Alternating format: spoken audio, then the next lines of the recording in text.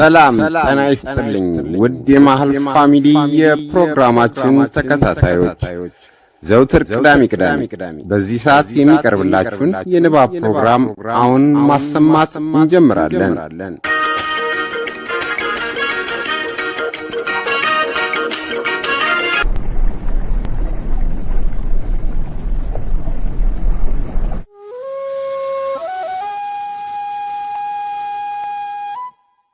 ጣምራ ጦር ደራሲ ገበየሁ አየለ በእውነተኛ ታሪክ ላይ የተመሰረተ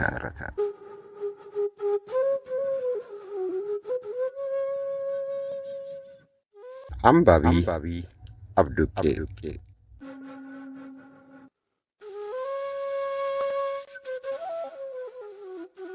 በመሃል ቤተሰብ በቴሌግራም ግሩፕ በሳምንታዊ የንባብ ፕሮግራም አዘጋጆች ይቀርባል።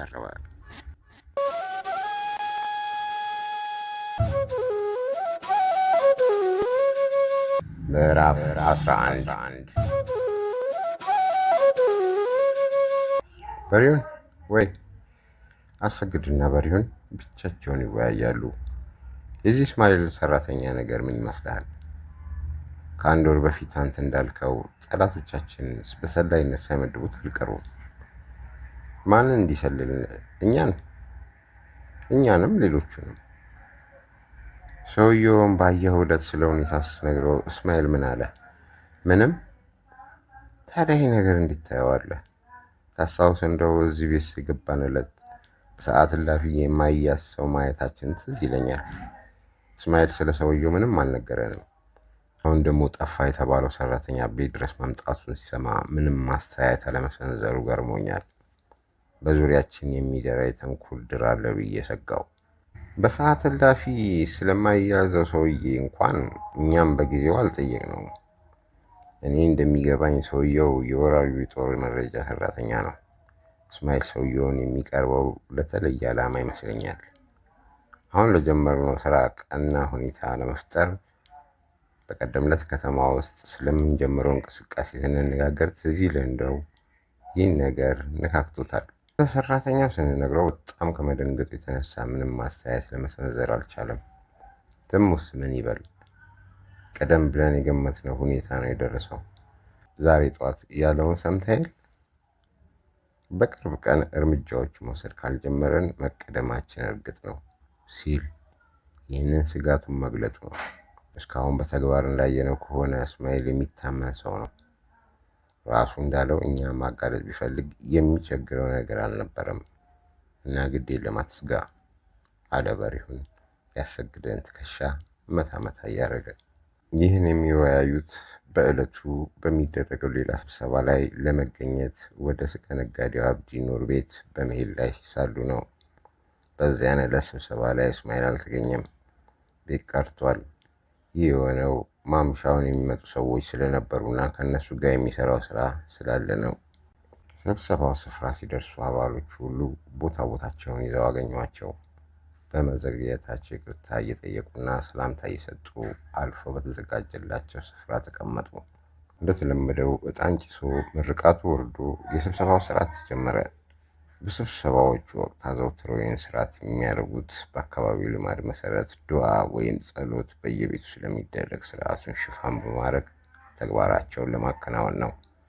ስርዓቱ ጋብ ብሎ ወደ ውይይቱ ሲገቡ ሀጂ ጎደኔ ጉሮሯቸውን ሳሉና እስቲ እስከዛሬ ስለተከናወኑትና ወደፊት ስለሚከናወኑ ስራዎች ከየኃላፊዎች እንስማ አሉ። በዙሪያቸው ያሉትን ሁሉ እየተመለከቱ ሁሉም ለውይይቱ በሚቀናቸው ሁኔታ እየተመቻቹ ተቀመጡ። አንተ ጀምርልን አሉ ሀጂ የመረጃና የፕሮፓጋንዳ ክፍል ኃላፊውን ወደ አሊ ሀሺ ዞር ብለው። አሊ ሀሺ መዳፎቹን አሻሹና ተግባራችንን በጥሩ ሁኔታ በማከናወን ላይ ነን። ማንኛውም ነገር ከሞላ ጎደል ተሳክቶልናል። ከተማ ውስጥ በአካባቢው አደጋ በመጣል ተግባር ለሚሰማሩ አባሎቻችን የሚረዱ ልዩ መሳሪያዎች ተገኝተው ታድለዋል። በተጠየቅን ጊዜም እንደ አስፈላጊነቱ ለማቅረብ እንችላለን ህዝቡን በሚስጥር ለማነሳሳት የምናደርገው ቅስቀሳ ተግባር በከፍተኛ ጥንቃቄና በዘዴ ተያይዘነዋል። ከነዚህ ውስጥ በጣም የምናያቸውና ፍላጎት ያላቸውን አደጋ ለሚጥለው ቡድን ልከናቸዋል። ገንዘብና ልዩ ልዩ ትጥቆች በማሰባሰብ ስራ የምንፈልገውን ያህል ባይሆንም አጀማመራችን ደህና ነው። እንደምታውቁት መሳሪያ፣ ትጥቅና ጠቃሚ ወሬ መረጃ ለማግኘት ገንዘብ ያስፈልጋል። ገንዘብ መሰብሰብ ትጋትን ይጠይቃል፣ አደገኛም ነው። ከፍተኛ ጥንቃቄና ብልሃትን ይፈልጋል። በመረጃ አሰባሰብ በኩል በርከት ያሉና የሚያስደስቱ የሚያስፈሩ ወሬዎች ይደርሱናል። ከሚያስደስቱ ወሬዎች መሃል በሁለተኛው ቀን ስብሰባችን ላይ እንደገለጽኩት በጠላት ጦር አባሎች መሃል ያለው መቃቃር እየሰፋ ላይ ነው። ልዩ ልዩ ጎሳዎች በጦር ውስጥ ያሉትን የአመራር ስፍራዎች ለመያዝ በሚያደርጉት ትግል ከፍተኛ ተቃርኖ ተፈጥሯል። ሁሉም የራሱን ጎሳ በስልጣን ለማሳደግ ይጥራል። የጎሳው አባል ወደ ግንባር እንዳይሄድበት ይከላከላል። ግንባር ያለውን ጦር እየሸሸ ስላስቸግራቸው መፍትሄ መስሏቸው የጦር አዛዦች በየቀኑ ብዙ ወታደሮችና መኮንኖች ይረሽናሉ። እስር ቤቶቻቸው ተጣበዋል። ከፍተኛ መኮንኖቻቸው የግል ጥቅማቸውን ያሳድዳሉ። በደጋው አካባቢ የሚያሰማሯቸውን ወታደሮች ወደ ዘረፋው እንዲያተኩሩ ያደርጓቸዋል። ልዩ ልዩ ዕቃዎች በተለይም ጫት እየዘረፉ ወደ ሞቃዲሾ የሚልኩ። እዚህ ከተማችን ውስጥ ለህዝቡ የሚቀርበውን ጫት በተዘዋዋሪ የሚያስቸረችሩት እነሱ ናቸው። አብዛኛዎቹ ከፍተኛ መኮንኖች በዚህና ይህን በመሳሰሉ ወራዳ ተግባሮች ተሰማርተዋል። አንድ ከፍተኛ መኮንናቸው በወረራ ወቅት ከማረካቸው ሰላማዊ ሰዎች መካከል የመረጣትን የመሃል ሀገር ሴት እንደሰማሁት ስሟ አስቴር ይባላል። በሄደበት ሁሉ የወታደር ልብስ አልብሶ በድብቅ ይዟት ይዞራል። ወዷታል። ከሁለት ቀናት በፊት ደግሞ ሌላ ከፍተኛ መኮንን ይህችን ሴት ሲያባልጋት ወዳጇ ስላየው በጥይት አቁስሎታል። ይህ ሁኔታ በበታች አባሎችና ባለቆች መካከል ያለውን ቅራኔ አባብሶታል። በሌላ በኩል በትናንትናው ዕለት ፊቅ መንገድ ላይ ይጓዝ በነበረ የጠላት ጦር ላይ ከባድ ጉዳት ደርሶበታል። ጉዳቱን ያደረሱት የአዲሱ ሚሊሻ ጦር አባሎች ናቸው። እነዚህ ሚሊሻዎች ከወራት በፊት ወደ ኦጋዴን ጫፍ ዘልቆ የነበረው ጦር አካል ናቸው ይባላል። የጠላት ጦር ምቹ ቦታዎችን አስቀድሞ በመያዙና በመሳሪያ አይነትና ብዛት በሰውን ቁጥር ብልጫ ስለነበረው ጊዜያዊ በላይነት አግኝቶ ይህን ጦራችን ወደ ኋላ እንዲያፈገፍግ አድርጎታል። ከተማ ውስጥ እንደምታዩት ህዝብ ከጥላቻቸው የተነሳ ከጦሩ አባላት ጋር የሚሰጡትን ትዕዛዞች አልፈጽምም በማለት ላይ ነው። ከላይ ገለጽኳቸውና ሌሎች ሁኔታዎች በጦሩ መካከል ያሉትን አለመግባባት ይበልጥ ለማክረር ከፍተኛ አስተዋጽኦ አላቸው። አስፈሪ ናቸው ያልኳቸውን ወሬዎች ሌሎች ጓደኞች የሚሉትን ከሰማው በኋላ ገልጻለሁ አለና አበቃ። አንተስ ምን ትላለህ? አሉ ሀጂ ከተማ ውጭ የሚካሄደውን የደፈጣ ውጊያ ወደሚመራው ሐሚድ ጣሂር ዞር ብለው። እኛ አስፈላጊውን ሁሉ አጠናቀናል። የምንጠብቀው አደጋ መጣል ጀምሮ የሚለውን ትዕዛዝ ብቻ ነው አለ ፈገግ ብሎ። አየ እሺ ማለት ነው። አንተስ ኡስማን? አሉ ሀጂ በሪድን ያዩ። በሪድን የያዛትን በጣሽ ወረቀት መልከት ታረገና እኛ ዝግጅታችንን ከሞላ ጎደል አጠናቀናል። የሚያስፈልጉ መሳሪያዎችም ደርሰውናል። የተላኩልን ሁለት ሰዎች ለከተማ ውስጥ አደጋ መጣልና ያፈና ተግባር ብቁ ሆነው ስላላገኘናቸው ወደ ሐሚድ ቡድን እንዲሄዱ አድርገናል። በመሰረቱ ለኛ ስራ ብዙ ሰዎች ያስፈልጉ። ለጊዜው ሶስታችንን በቃለን። የከተማው ስውር እንቅስቃሴ ከሌላ ትንሽ ለየት ይላል። ጠላት ጉያ ሆኖ ጠላትን የማጥቃት ተልዕኮ ስለሆነ ከፍተኛ ጥንቃቄ ይጠይቃል። ሀጂ ጫታቸውን ተጎመጥምጠው ዋጡና ወንድሞቼ ከየክፍሉ ኃላፊዎች የቀረበውን ሪፖርት አደመጥን። አንደኛ ያለውን ቡድን ማቋቋምና ተግባሩ እንዲቀጥል ማድረግ ቀላል ስራ አይደለም።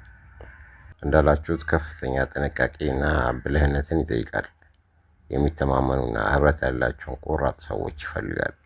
እስከዛሬ በነበረው የዝግጅት ጊዜ የታየው ፍላጎት፣ ታታሪነትና ፍቅር ለተሰለፋችሁበት ከፍተኛ ግዳጅ ዝግጁ መሆናችሁን ያመለክታል። ይህ መተማመንና በቂ ዝግጅት ካለ ከተማ ውስጥ ሆነ በዙሪያ የሚደረግ አደጋ የመጣል ተግባር መጀመር ያለበት ይመስለኛል አሉ። የስብሰባው ተካፋዮች ሁሉ የየበኩላቸውን ሀሳብ ከሰጡና ሰፋ ያለ ውይይት ከተደረገ በኋላ እንደ አመቺነት እየታየ በከተማ ውስጥም ሆነ በአካባቢው አደጋ የመጣሉ ተግባር እንዲጀመር፣ የሁለት አደጋ ጣይ ቡድኖች እንቅስቃሴ የተቀናጀ እንዲሆን በበሪውን መሪነት እንዲካሄድ፣ አስጊ ሁኔታዎች ቢፈጠሩ ለመሸሸጊያነት የሚያገለግሉና በጥቂት ኃላፊዎች ብቻ የሚታወቁ ስፍራዎች ከተማ ውስጥ እንዲዘጋጅ፣ የእርስ በርስ ግንኙነት ካሁኑ ለየት ባለና በረቀቀ ዘዴ እንዲሆን፣ ለዚህም የሚረዱ ባለሙያዎች፣ ታማኝ ሰዎች እንዲመደቡ የሚሉ ውሳኔዎችን አስተላለፉ። በውይይቱ መጨረሻ በሪውን ድምፁን ትንሽ ጎላ አድርጎ አባቶችና ወንድሞቼ እስከ ዛሬ እቅዶችን ስናወጣና ዝግጅት ስናደርግ ቆይተናል። እንግዲህ ወደ ተግባር መሸጋገራችን ነው። በአንድ ልብ በተቀነባበረና ብልህነት ባልተለየው አሰራር ከተንቀሳቀስን ብዙ ልንሰራ እንችላለን። ህብረት የድል መጨበጫ ዋነኛ መሳሪያ ስለሆነ እንደ አንድ ሰው ሆነን እንነሳ፣ እስከ ሞት እንተማመንና ታሪክ ሰርተን እንለፍ አለ። አሊሃሽ ቀጠል አድርጎ ቀደመ ሪፖርቱን ሳቀርብ የደረሱኝን የሚያስፈሩ ዜናዎች በመጨረሻ ቀርባለሁ ማለቴን ታስታውሳላችሁ ብሎ መዳፎቹን እያሻሸ ደስ የሚያሰኙ ወሬዎችን የመስማታችንን ያህል አስፈሪ ዜናዎችም ይደርሱናል። ጠላት የጸጥታ አስከባሪ ናቸው የሚላቸውን ጥቁር ለባሽ ወይም ባለጥቁር መለዮ ወታደሮችን ቁጥር ከእጥፍ በላይ ለመጨመር አቅዷል። በዚህ ሳምንት 2 ካሚዮኖች ሙሉ ጥቁር ለባሽ ወታደሮች ወደ ከተማይቱ ገብተዋል። እቅዳቸው ከተማይቱ ውስጥ ከምን ጊዜው የበለጠ ጥብቅ ቁጥጥርና አሰሳ ለማድረግ ነው። ይህን የሚያደርጉበት ምክንያት ሰሞኑን የወገን አውሮፕላኖች የጦር ሰፈሮቻቸውንና የስንቅ ክምችቶቻቸውን እየደጋገሙ ስለመቱባቸው ተበሳጭተው ነው።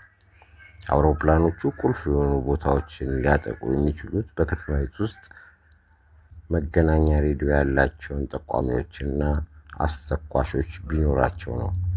ለዚህ ነው በዚህ ነገር የሚጠረጠሩ ሁሉ እየተያዙ እርምጃ እንዲወሰድባቸው ብለው ወስነዋል። በዚህ ወር ብቻ 15 ሰዎች ከቤታቸው እየተወሰዱ ሳይመለሱ ቀርተዋል። ሰሞኑን በጓደኛቸው በሀጂ ኢብራሂም ላይ የተፈጸመው ድርጊት ይሄ ነው። ነገሩ በቀስታ ወደኛም በመዝገም ላይ ነው አለና ሀጂ ጉድኔን ትኩር ብሎ እያየ፣ ዛሬ ጠዋት እንደነገርኩ እርሱም እንዲያዙ ትእዛዝ ተሰጥቷል። በመፈለግ ላይ ነዎት፣ መሰወር አለብዎት አለ። በድንገት የተያዩ። እንዲህ ከሆነማ በፍጥነት መሰወር አለብዎ፣ በስውር ሆነው ብዙ መስራት ይችላሉ አለ በሪሁን ሀጂን እየተመለከተ። ሁሉም የበሪውን ሀሳብ በመደገፍ ሊታወቅ ወደማይችል ስፍራ እንደውም ከከተማው ውጪ ሄደው ይሸሸጉ አለ። ሀጂን ሲሰሙ በሰፊው ተነፈሱና አላህ እንኳን ከተዛተ ከተወረወረም ይሰውራል፣ አትሩጥ አንጋጣ ያለው እሱ ያውቃል አሉ ፈገግ ብለው። ይህ እንኳን ትክክል አይመስለኝም ሀጂ፣ አላህ ያውቃል እያሉ ማድረግ የሚችሉትን ሳያደርጉ ቢቀሩና የተፈራው ነገር ቢደርስ አላህ መውቀስና ማማረር ይመጣል። ይህ እንደሚሆን እርግጠኛ ነኝ።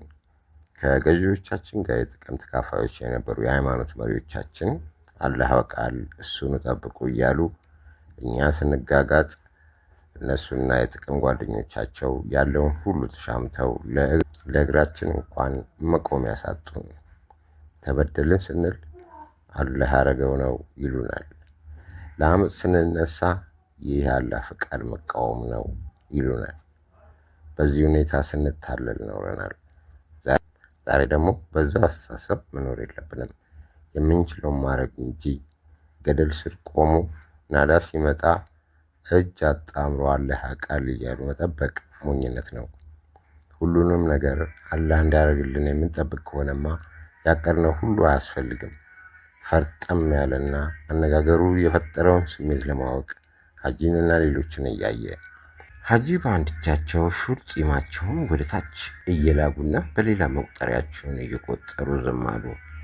አስፈላጊውን ነገርና ስፍራ እኔ ያዘጋጃለሁ፣ በቶሎ ወደሚዘጋጅሎ ስፍራ ሄዳሉ አለ አሊሃሽ ሀጂን እየተመለከተ። እሽም እምቢም ሳይሉ ፊታቸውን ወደ ሌላ መለሱ። ምዕራፍ 11 በዚህ ተጠናቋል።